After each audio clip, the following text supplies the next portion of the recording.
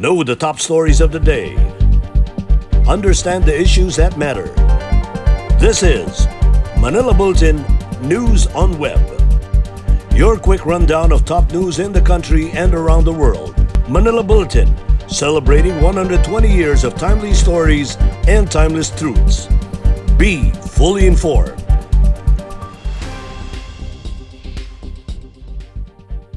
Hi, I'm Barbie Atienza. This is MB Now, and here are your news on web.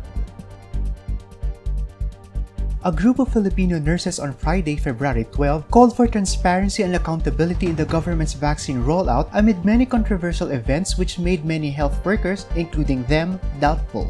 The Filipino Nurses United, or FNU, reiterated its call for free, safe, and efficacious vaccines and urged the government to ensure that the vaccination program remains transparent. FNU noted that advanced vaccination of uniformed men, the recent changing of prioritization guidelines, and other instances of breach of safety protocols by government agencies cast some doubts on the government's transparency with the vaccination program, especially among healthcare workers. Likewise, FNU also called on the government to take responsibility of vaccine regulation, monitor adverse side effects, and public support for the treatment and hospitalization.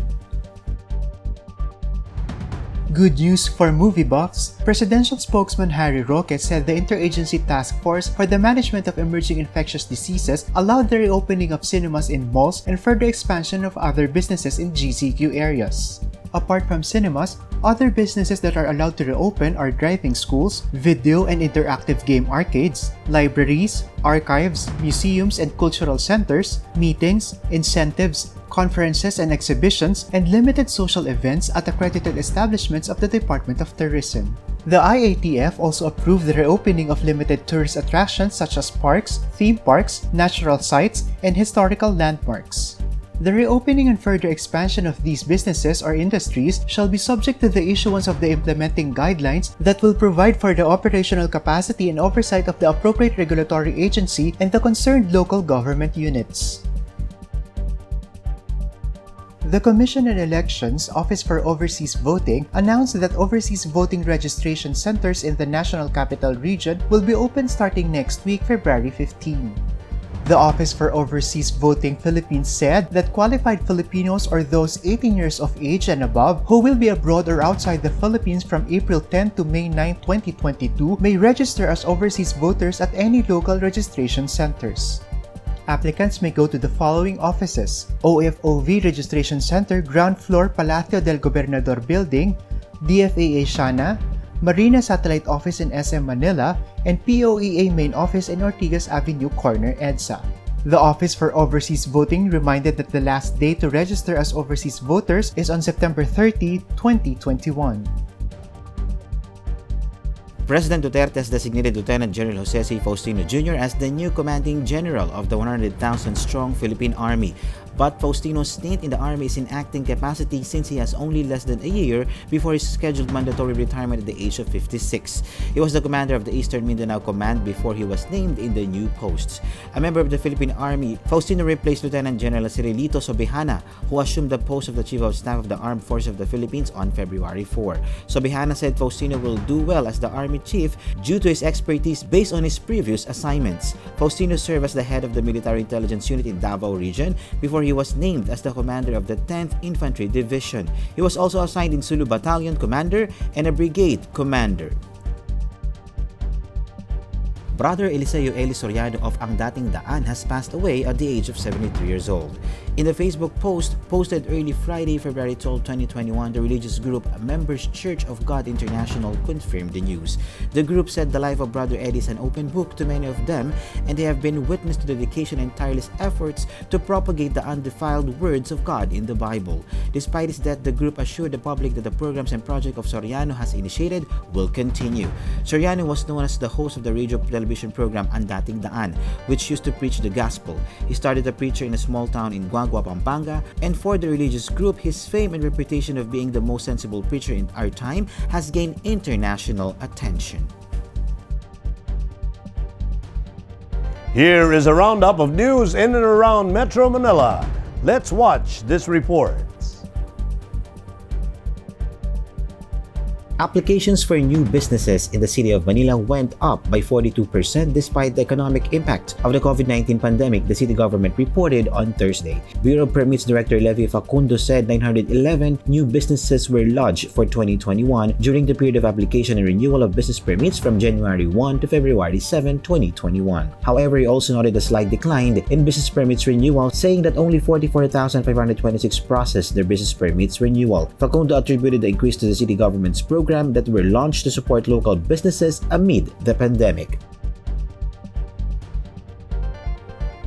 The San Juan City government reminded residents and meat vendors to strictly observe and follow the 60-day price ceiling for pork and chicken products implemented last February 8. San Juan City Mayor Francisco Zamora said in a statement that these prices should maintain and strictly reinforced in the city's Agora market and urged his constituents to report meat vendors who will not comply with the order. The spread of the African swine fever (ASF) as well as the constraints in capital caused by the COVID-19 pandemic made the hog industry struggle.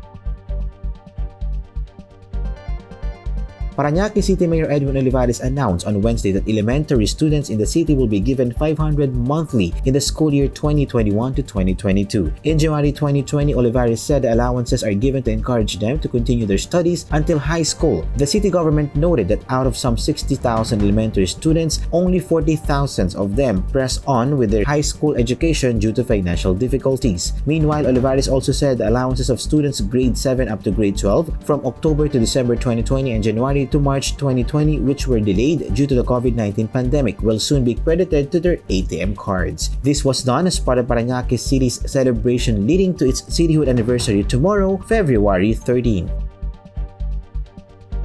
Now let's take a look at the latest news in other parts of the country. Here are the details.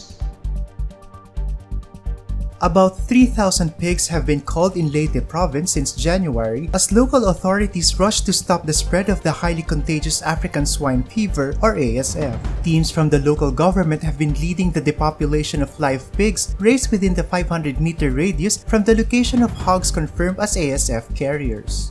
Hog raisers whose animals were subject to depopulation will get 5,000 pesos from the DA for every animal culled under the agency's indemnification program.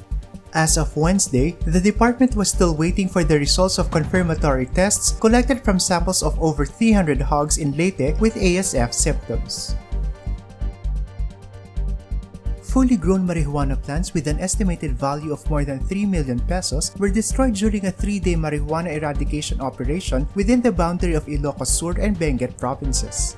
The Sugpon Police Station in Ilocos Sur confirmed this on Thursday following the February 9 to 11 operation in the disputed boundaries of Barangays Danak and Likungan in Sugpon, Ilocos Sur and Sitio Kuliyang Barangay Takadang in Kibungan, Benguet Province.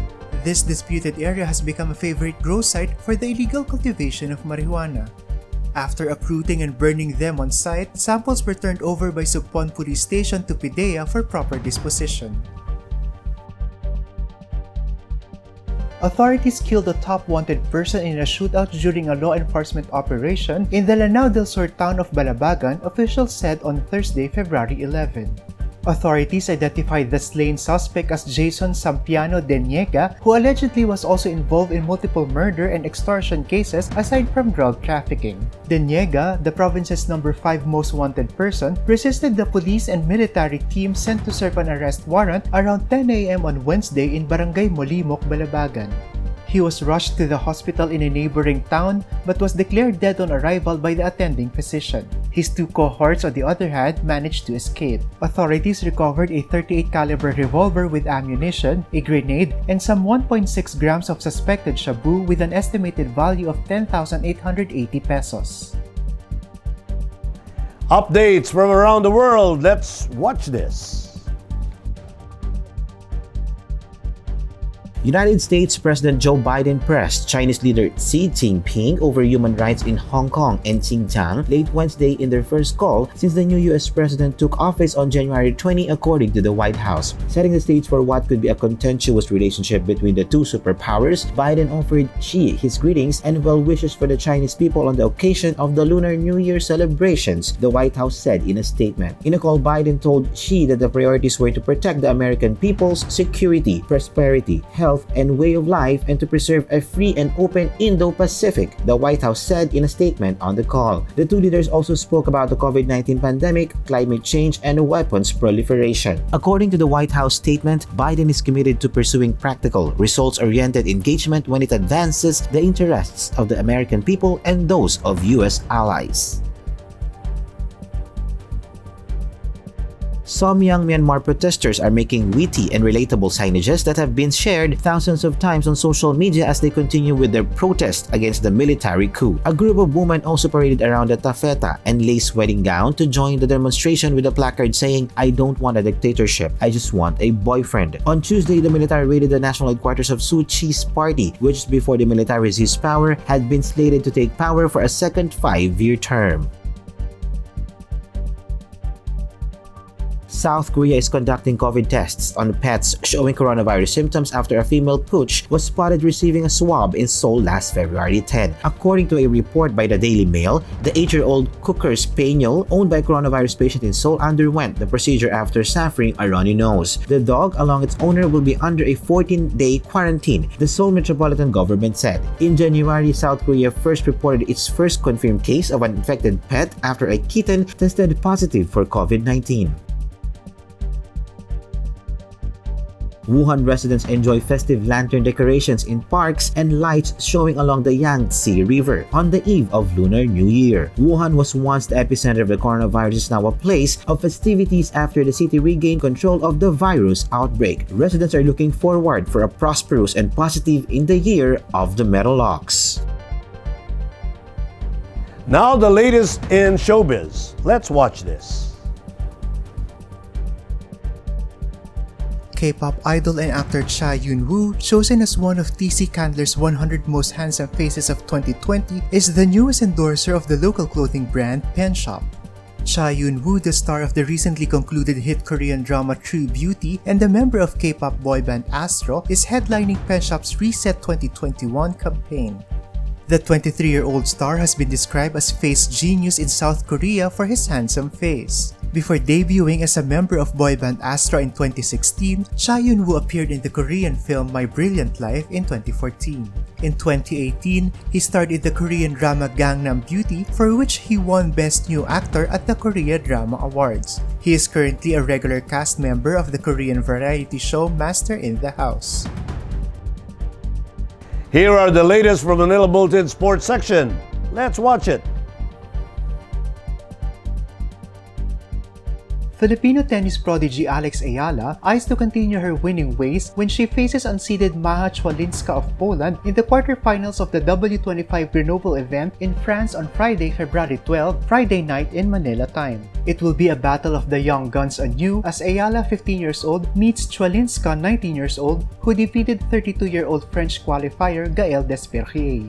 Eala is ranked number 903 from number 1,190 2 weeks ago, while Chwalinska holds the number 220 spot in the Women's Tennis Association. Eala, who plays in her second $25,000 tournament as a junior exempt, is coming from an upset win against 7th seed Cristina Busca of Spain to mark her 4th quarterfinals appearance in the professional rank.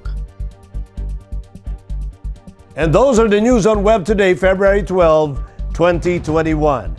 Happy Chinese New Year! We hope that fortune will find its way to your homes this year of the mighty metal ox. Kung Hei Fa Choi and advanced Happy Valentine. For more news and details, get your copy of Manila Bulletin newspaper tomorrow or log on to www.mb.com.ph. Or you may also subscribe to our newsletter through the link on this video's caption to have the day's latest news delivered to your inbox. I am Barbie Atienza for Manila Bulletin. Join us again on Monday. This has been MB Now. Be fully informed.